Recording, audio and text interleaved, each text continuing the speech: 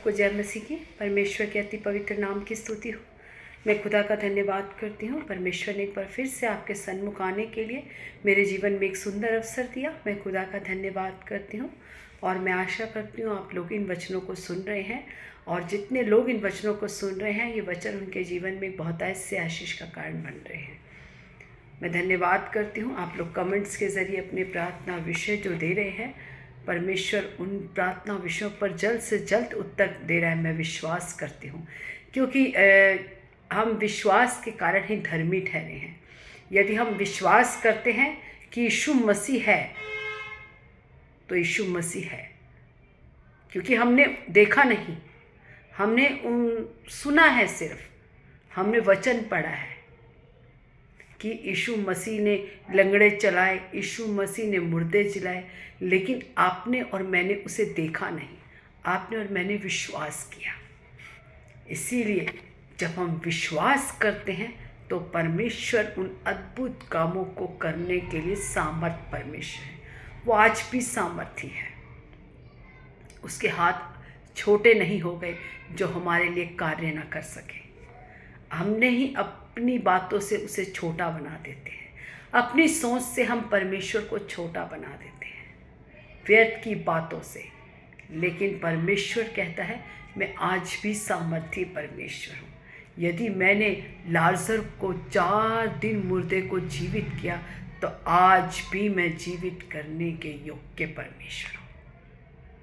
इसीलिए परमेश्वर युगानुयुग एक सा परमेश्वर है। आज, कल और आने वाले कल हमेशा एक सा परमेश्वर है। परमेश्वर नहीं बदलता, मनुष्य बदलता है। वो कहता है मैं मनुष्य नहीं जो झूठ बोलूं। परमेश्वर झूठा नहीं, परमेश्वर का वचन सत्य वचन है।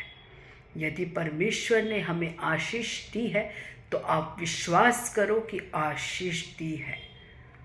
यदि आप विश्वास नहीं करोगे तो इसका एक भी वचन आप पर फलवंत नहीं होगा। ये वचन आपके लिए नहीं है यदि आप विश्वास नहीं कर रहे। यदि आप विश्वास करोगे तो ये वचन आप लोगों के जीवन में कार्य करेगा। इसीलिए ध्यान से सुनो कि हम क्या सुनते हैं और क्या मुंह से बोलते हैं। क्या हम ऐसी बात तो नहीं बोल रहे जो हमारे जीवन को गिरावट की ओर ले जा रहा है। इसीलिए अपने मुंह की चौकसी करो ताकि कोई भी व्यर्थ की बात हमारे मुख से ना निकलने पाए। जिस प्रकार किसान जब भूमि पर बीज को बोता है, उसी प्रकार जब हम भविष्यवाणी करते हैं तो उस भविष्यवाणी को अपने जीवन में बो देते हैं। और जिस प्रकार किसान जब बीज को बोता है तो वो निश्चय ही वो जानता है, वो आइडिया नहीं लगाता, उसे विश्वास होता है कि वो जो मैंने बीज धरती में बोया है वो फल लेकर आएगा।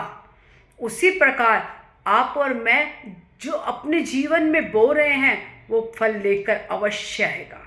इसीलिए आप खास कर ध्यान रखिए कि आपके मुंह से क्या निकल रहा है। आपके मुंह से कोई भी ऐसी बात ना निकले जो आपके बच्चों के लिए, आपके भविष्य के लिए या आपके परिवार के लिए गिरावट का कारण बने। क्योंकि जैसा हम बोएंगे, जैसा हम बोलेंगे वैसा ही हमारे जीवन में होता जाएगा। इसीलिए बहुत सोच समझकर आप अपने मुंह से बोलें। हाँ, आप किसी दूसरे को भी श्राप मत दें, किसी को भी दूसरे के लिए गंदा नहीं बोलें, क्योंकि मुंह का बोलना, मुंह से हम क्या बोलते हैं ये केवल मसीह व्यक्ति जानता है, क्योंकि वो वचन जानता है। वो जानता है कि परमेश्वर ने अपने मुंह से सृष्टि को सृजा है, अपने मुंह के वचनों से सृष्टि को बनाया है। जो परमेश्वर ने बोला वैसे सृष्टि बनती गई, और उसने आपको और मुझे भी अपने ही स्वरूप में बनाया है। इसलिए हम जो बोलेंगे वो सृज जाएगा, हम जो बात करेंगे वो हो जाएगी। इसीलिए केवल मसीह व्यक्ति इस बात को जानता है। इसीलिए हमें उनके जैसा नहीं बनना। यदि हम उनके जैसे बनकर हम भी गलत बोल रहे हैं तो उसके और मेरे में कोई फ़र्क नहीं। यदि मैं भी उसी की तरह उसको गलत बोल रही हूँ तो मेरा मसीह होने का क्या फ़ायदा। इसीलिए जब हम मसीह में हैं तो हमारे अंदर से वो बातें दिखनी भी चाहिए। आइए हम प्रार्थना की ओर चलें। हालेलुया। सर्वशक्तिमान दयालु अनुग्रहकारी पिता, हम आपका धन्यवाद करते हैं। धन्यवाद करते हैं पिता परमेश्वर, हम तेरी बड़ाई, तेरी स्तुति, तेरी प्रशंसा करते हैं खुदा। स्तुतियों में विराज्यमान पिता, हम आपका धन्यवाद करते हैं। धन्यवाद करती हूँ पिता परमेश्वर, तेरे प्रेम के लिए, तेरी दया के लिए, तेरे महान बलिदान के लिए धन्यवाद करती हूँ खुदा। जो आपने क्रूस के द्वारा हमसे प्रेम किया खुदा, उस प्रेम के लिए धन्यवाद करती हूँ पिता। पिता परमेश्वर, जुड़े हुए हर एक व्यक्ति को आपके हाथों में सौंपती हूँ। ये वचन हर एक के जीवन में बहुतायत से आशीष का कारण बन रहा है। मैं धन्यवाद करती हूँ, धन्यवाद करती हूँ पिता परमेश्वर। हालेलुया। हम अपने जीवन को तेरे हाथों में सौंपते हैं। आज के वचन की सेवकाई को आपके हाथों में सौंपते हैं। आपने प्रार्थना सुनी, धन्यवाद। सारी आदर महिमा जलाल आपको देते हैं। यीशु मसीह के मीठे सामर्थ्य जीवित नाम से मांगते हैं। आमीन, आमीन, आमीन। सबको जय मसीह की, परमेश्वर के अति पवित्र नाम की स्तुति हो। आइए आज हम वचन की मनादी के लिए रोमियो 8 का 9 और 10। परंतु जबकि परमेश्वर का आत्मा तुम में बसता है तो तुम शारीरिक दशा में नहीं परंतु आत्मिक दशा में हो। यदि किसी में मसीह का आत्मा है तो वह उसका जन्म नहीं। यदि किसी में मसीह का आत्मा नहीं तो वो उसका जन्म नहीं। परमेश्वर कहता है, पौलुस रोमियो की कलीसिया को बताते हैं कि परंतु जबकि परमेश्वर का आत्मा तुम में बसता है तो तुम शारीरिक दशा में नहीं परंतु आत्मिक दशा में हो। जब यीशु मसीह का, यदि यीशु मसीह को हमने अपने जीवन में ग्रहण किया है, यदि हम परमेश्वर, या यदि हम कहते हैं कि हमारा हृदय परमेश्वर का मंदिर है, या यदि परमेश्वर की पवित्र आत्मा हमारे अंदर वास करती है और हम विश्वास करते हैं कि यीशु मसीह हमारा उद्धार करता है, हमने उसे उद्धारकर्ता के रूप में ग्रहण किया है, तो संत पौलुस क्या कहते हैं कि यदि तुम्हारे अंदर मसीह की आत्मा वास करती है तो तुम शारीरिक दशा में नहीं हो सकते, तुम आत्मिक दशा में हो। और यदि तुम आत्मिक दशा में नहीं हो तो इसका मतलब तुमने मसीह को ग्रहण नहीं किया। यदि तुम्हारे अंदर मसीह की आत्मा नहीं तो तुम उसके जन नहीं हो, तुम उसके बेटा और बेटी नहीं हो। यदि तुम परमेश्वर की आज्ञाओं को और इसकी बातों को नहीं मान रहे, यदि आप वचन के अनुसार नहीं चल रहे, तो आप उसके संतान नहीं हैं और आपने परमेश्वर को अंगीकार नहीं किया है, आपने परमेश्वर की पवित्र आत्मा के कामों को अंगीकार नहीं किया है, तो आप परमेश्वर के जन नहीं हैं।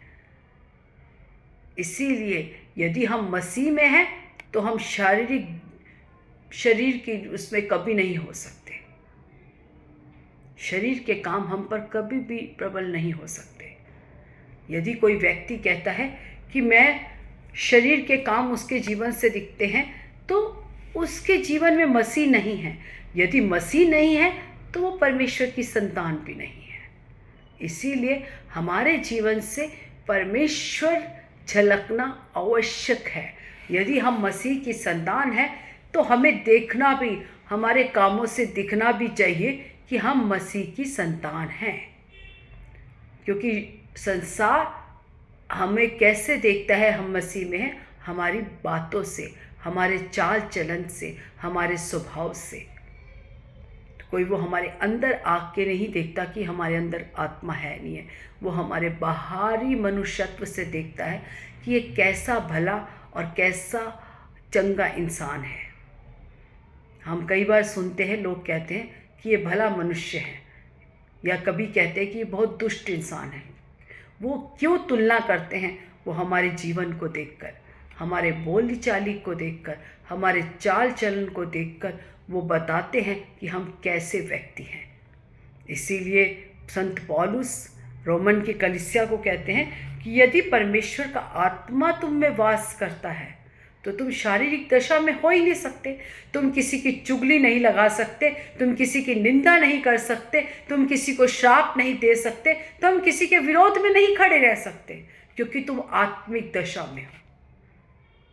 ये जो काम है ये शरीर के काम है। आत्मा के क्या काम है? धीरजता, संयम, प्रेम, मानवता, ये आत्मा के काम में है। इससे बाहरी मनुष्य जो संसार है आपकी तुलना करता है कि आप कैसे व्यक्ति हैं। आप अंदर से आप कितने भी अच्छे हों, यदि आपका व्यवहार किसी के प्रति अच्छा नहीं, या आप किसी की मदद करने वाले, या आप किसी के साथ अच्छे तरीके से बात नहीं करते, तो उससे कोई फ़ायदा नहीं है। क्योंकि सामने वाले के सामने आपकी छवि क्या है? वो आपका बाहरी मनुष्यत्व दिखाता है। इसीलिए यदि हम मसीह में हैं तो हमारे शरीर से भी, हमारे कामों से भी, हमारी हर एक चीज़ से मसीह दिखना चाहिए, जिससे दुनिया को पता चले कि हम एक मसीह व्यक्ति हैं। इसीलिए यदि हमारा शरीर अभी भी भोग विलास में है, अभी भी अपने ही मन की बातें आप और मैं कर रहे हैं, तो हम मसीह के जन नहीं।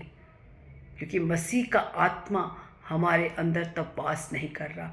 यदि मसीह का आत्मा होता है तो हमारे अंदर उसके आत्मा के फल दिखने चाहिए। हम 10वें में देखते क्या कहते, यदि मसीह तुम में है तो देह पाप के कारण मरी हुई है, परंतु आत्मा धर्म के कारण जीवित है।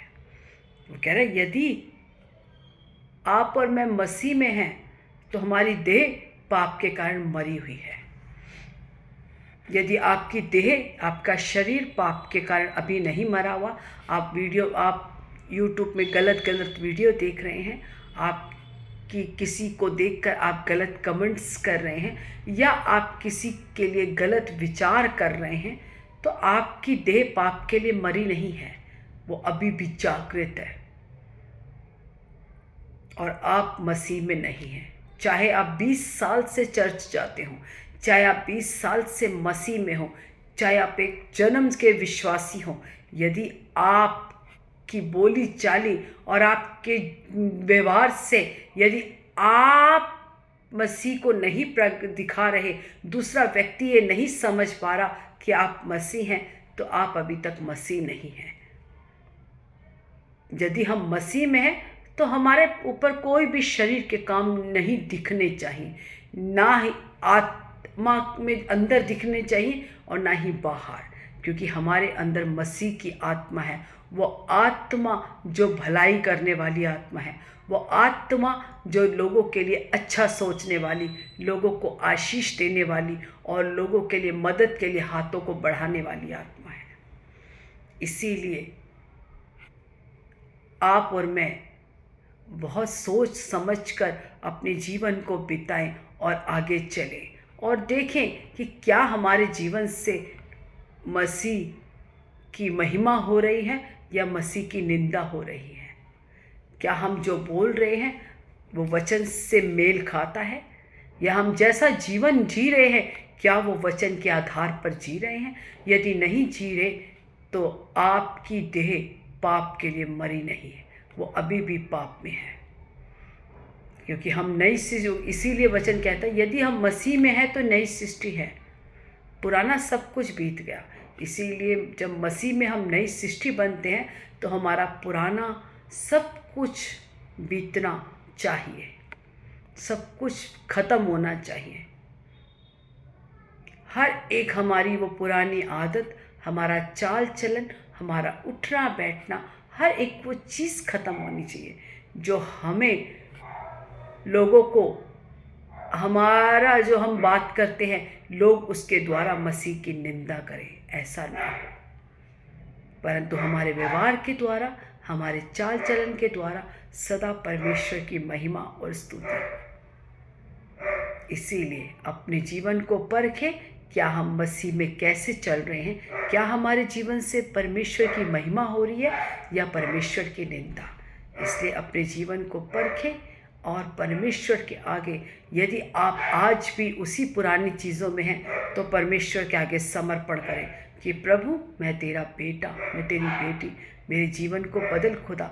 मैं इसे नहीं बदल पा रही परमेश्वर, परंतु तू ही बदल सकता है खुदा, तू ही कार्य कर सकता है। तू मेरे जीवन में काम कर, मेरे जो भी मुझे देखे वो मसीह को देखे खुदा।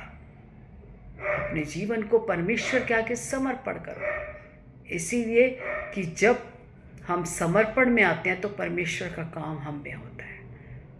अपने जीवन को हर एक व्यक्ति समर्पण में लेके आए ताकि हमारे जीवन से केवल मसीह की महिमा हो, ना कि मसीह की निंदा। आइए हम प्रार्थना की ओर चलें।